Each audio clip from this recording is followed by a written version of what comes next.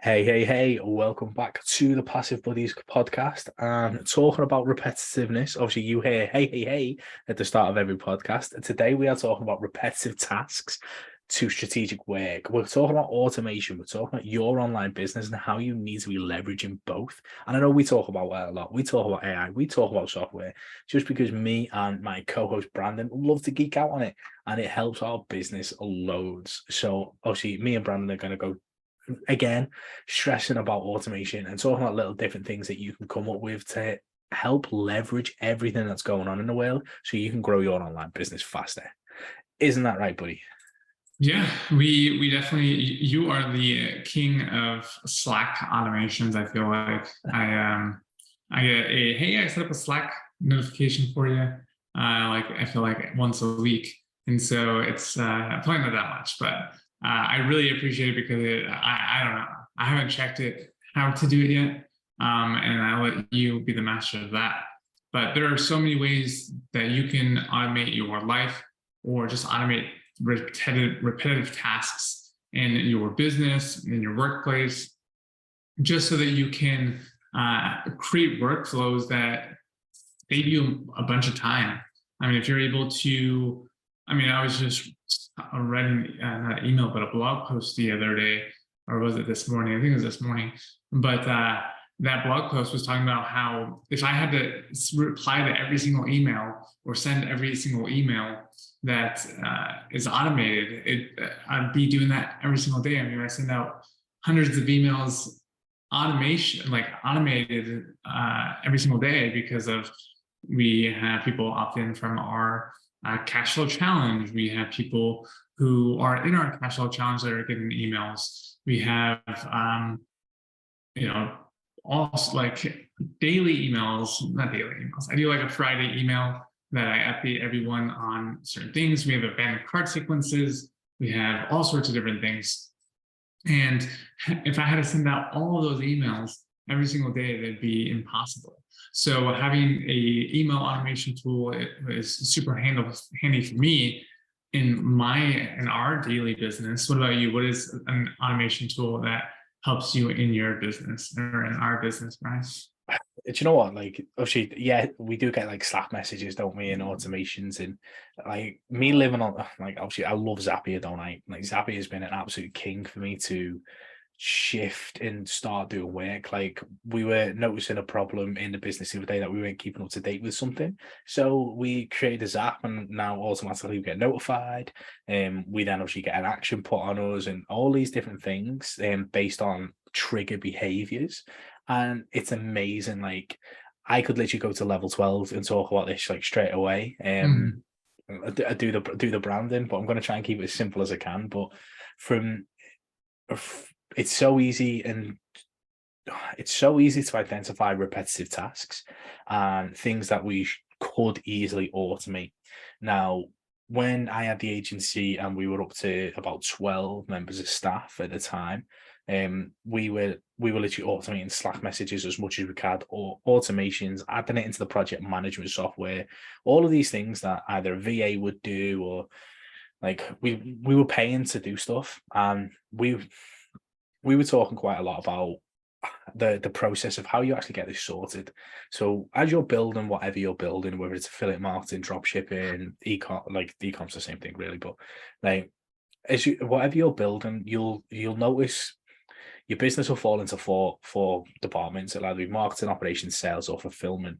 And in each of one of those departments, you will have things you can automate, things that are like constant, whether it's you on your own and you create one topic or one topic piece around one thing, but then you need like the hashtags or whatever, and you need to manage that process, or you've got a VA, and when the content gets to a certain point, the VA takes over. Like, for instance, this podcast gets recorded, and then me and Brandon don't really touch it like until we go back and start doing blog stuff to it. But me and Brandon will record a podcast, for instance, then it'll move in our project management software. That will then notify our VA. Our VA will then tidy up the audio, put the intros, put the outros in, and then start using like the AI softwares for content creation, just product descriptions and all that, and then start putting it in the right places. Then we'll get a notification when it's gone public. So then we know we can start promoting our Facebook profiles, our personal profiles, and all that type of thing, all based on automation from repetitive tasks consistently. Now, that is just a micro slither of the amount of content we put out, yet we try to automate as much as possible. And then once you have automated everything, so you've built your process, you've automated it, then you can go and outsource. If you go and outsource first, all you're doing is making all the tasks someone else's problem, which means you won't deal with it and you won't get the most effective way of working. You have to automate as much as you can before it goes out. Otherwise, you just won't care because it's not your problem anymore. Yeah, I mean, that's ultimately what the goal is, right? Is to automate as much as you can so that it frees up your time to give more value to people. I was reading something, can't remember what it was, but I think that's how Hermosi grew his business, is just to create a content flywheel. And essentially all he does is lives his everyday life, and he has his crew record him doing, everyday tasks, and then they essentially edit everything. And then we talked about this on a podcast previously, but his sales team and marketing team tried to find AI in order to replace them. And so he essentially uses money to automate the content creation, which essentially is just using human power, right? Your human labor. And he's paying his marketers or his content creators and his film directors and his cameramen and all that. So they're capturing the content.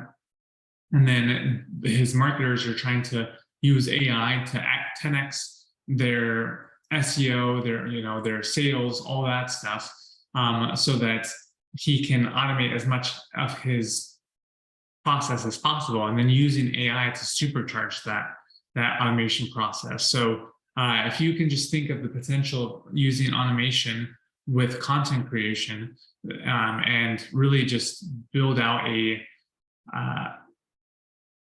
just a insane flywheel using AI and automation, then the sky's the limit. There might not even need to be a ad platform, because you're able to dominate the market with how much content you're able to create. Yeah, and you know what? Like, just literally just sat listening to obviously you talk, like my head goes into, well, we could do this, we could do that. And another idea that obviously just comes on my head. So this is fresh and not tested. But obviously we record these podcasts. We take the transcriptions, we turn them into blogs. You could easily take the transcriptions, turn them into 10, 20 tweets. Then from the tweets, you could then obviously schedule that out, and then obviously you can be linking to the podcast episode all the time. You can be taking then from everything that we're creating. Obviously, you've got this screen here where I'm in front of the brick wall, etc. From that, you can go and take a snippet of this video, then go take it into the AI software that basically just replaces your lips, and then go and create tons and tons of short form content based on everything that we're talking about, because the audio will sound exactly like me, and you can create short form content pieces galore because you've recorded a podcast, you've got your topics, you've got your tweets, you can turn your tweet into a short form 15-second, and it just keeps spat. I mean, the possibilities are just ridiculous. Well, with that note, I every Friday I typically, on off air, I was telling you yesterday, or maybe it was this morning, I was saying that I was going to do something like this off the cuff for the business that will essentially help it grow. We were talking about that earlier. And so I'm going to, on Fridays for the community, the cash flow community, we typically do pop-up trainings. And I typically do them throughout the week, but tomorrow I'm actually going to spend the day and look at how that whole process that you talked about of automating, taking the transcriptions, doing the podcast, doing the transcriptions, taking the transcriptions, downloading them, turning them into tweets and short form content. I'm going to look into that and give that training to our cash flow community. So if you guys aren't in our cash flow community, you should definitely check out the links down below because we have some killer content. And this is obviously, it's absolutely amazing what you can do with automation. Obviously, inside the cash flow challenge, we talk about this a hell of a lot because we are we are definitely work smarter, not harder. And I think a lot of people are starting to cotton onto that. But we're not scared of hard work. We will do it when it's needed. But if someone can take an admin task away, or if someone can take a repetitive task away, you want to be doing that because the amount of time saved is ridiculous. Like, you can honestly, like, you can save yourself 3,000, 5,000, 10,000 tasks very, very quickly, which then allows us to then scale and grow. Because if you're not doing that micro task, if you're not doing all that crap, then you can easily quickly grow into where you actually need to be. And that is creating the content, driving people and building that audience, which we spoke about in a previous episode. So go ahead and listen to the episode about building a loyal audience and personal branding. Both of them will go hand in hand and give you and you'll have the time to do that if you listen to this episode and start building out your automations. Yeah, it's funny. I was just this morning, I was thinking about this, and I was just like, man, I work so hard to be lazy, and I'm because I mean that's what we do, right? Like we try and think of as much ways we can automate things, and we work really hard every single day so that we can do less, and it just allows us to at some point focus on just growing and giving as much value to our audience and focusing solely on that and taking us out of the day-to-day things in the business.